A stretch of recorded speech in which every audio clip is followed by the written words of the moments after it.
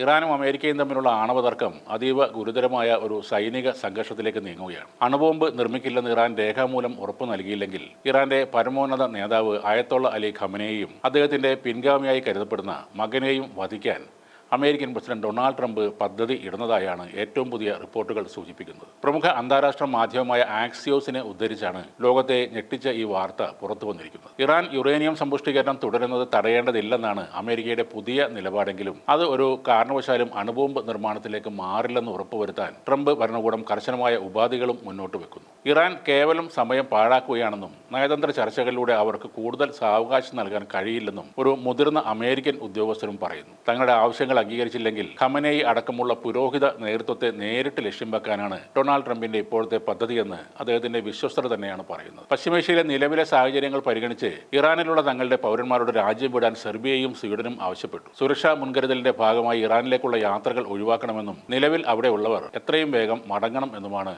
Serbian വിദേശകാര്യ മന്ത്രാലയം ആവശ്യപ്പെട്ടിരിക്കുന്നത്. സ്വീഡിഷ് വിദേശകാര്യമന്ത്രി മരിയ മാൽമർ ഷെനർഗാർഡും പൗരന്മാരോട് സമാനമായ ഒരു അഭ്യർത്ഥന നടത്തിയിട്ടുണ്ട്. വാണിജ്യ വിമാന സർവീസുകൾ ലഭ്യമായിരിക്കുന്ന അവസരത്തിൽ തന്നെ ഇറാനിൽ നിന്നും മടങ്ങുന്നതാണ് ഉചിതമെന്ന് സ്വീഡൻ പൗരന്മാരെ ഓർമ്മിപ്പിച്ചു. ഇറാന്റെ ആണവ പദ്ധതിയുമായി ബന്ധപ്പെട്ട തർക്കങ്ങൾ പരിഹരിക്കപ്പെട്ടില്ലെങ്കിൽ സൈനിക നടപടി സ്വീകരിച്ചേക്കുമെന്ന് അമേരിക്കൻ പ്രസിഡന്റ് ഡൊണാൾഡ് ട്രംപ് കഴിഞ്ഞ ദിവസം സൂചിപ്പിച്ചിരുന്നു. ഇതിനോടകം തന്നെ മിഡിൽ ഈസ്റ്റിൽ അമേരിക്കൻ നാവികസേന വലിയ സന്നാഹങ്ങളുമായി നിലയുറപ്പിച്ചു കഴിഞ്ഞു. മേഖലയിൽ സൈനിക നീക്കത്തിന് സാധ്യതയുണ്ടെന്ന മുന്നറിയിപ്പുകൾ വന്നതോടെയാണ് വിവിധ രാജ്യങ്ങൾ തങ്ങളുടെ പൗരന്മാരുടെ സുരക്ഷയിൽ ആശങ്ക പ്രകടിപ്പിക്കുകയും അവർക്ക് ജാഗ്രതാ നിർദ്ദേശങ്ങൾ പുറപ്പെടുവിക്കുകയും ചെയ്തത്. ഇറാഖിലെ അധിനിവേശത്തിന് ശേഷം മിഡിൽ ഈസ്റ്റിൽ അമേരിക്ക നടത്തുന്ന ഏറ്റവും വലിയ സൈനിക സന്നാഹമാണ് ഇപ്പോൾ നടന്നുകൊണ്ടിരിക്കുന്നത്. ആയിരക്കണക്കിന് സൈനികരെയും അത്യാധുനിക യുദ്ധവിമാനങ്ങളെയും വിമാനവാഹിനി കപ്പലുകളെയും അമേരിക്ക ഈ മേഖലയിൽ വിന്യസിച്ചു കഴിഞ്ഞു. ഇതിനോടൊപ്പം തന്നെ ഇസ്രയേലുമായി ചേർന്ന് ഇറാനിലെ ആണവ കേന്ദ്രങ്ങളെ തകർക്കാനുള്ള ഒരു സംയുക്ത സൈനിക നീക്കത്തിനും ഡൊണാൾഡ് ട്രംപ് പച്ചക്കൊടി നൽകിയെന്നാണ് വിവരം. പശ്ചിമേഷ്യൻ രാജ്യങ്ങളെല്ലാം ഇപ്പോൾ അതീവ ജാഗ്രതയിലാണ്.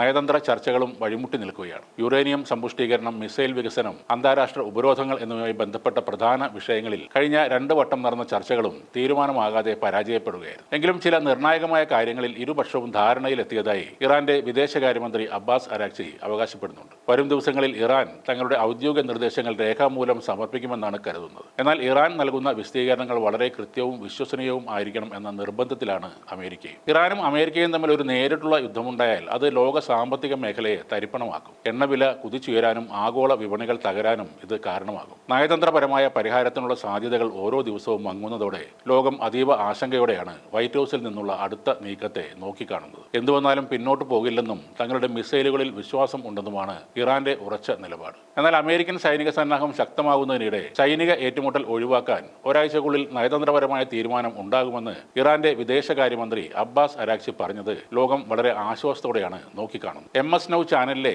മോർണിംഗ് ഷോ പരിപാടിയിൽ നൽകിയ അഭിമുഖത്തിലാണ് അദ്ദേഹം ഇക്കാര്യം വ്യക്തമാക്കിയത്. അമേരിക്കൻ വിമാനവാഹിനി കപ്പലുകൾ ഉൾപ്പെടെ മേഖലയിൽ വിന്യസിച്ച സാഹചര്യത്തിൽ യുദ്ധഭീതി നിലനിൽക്കെയാണ് ഇറാന്റെ ഭാഗത്തു നിന്നുള്ള ഈ നിർണായക പ്രതികരണം വന്നിട്ടുള്ളത്.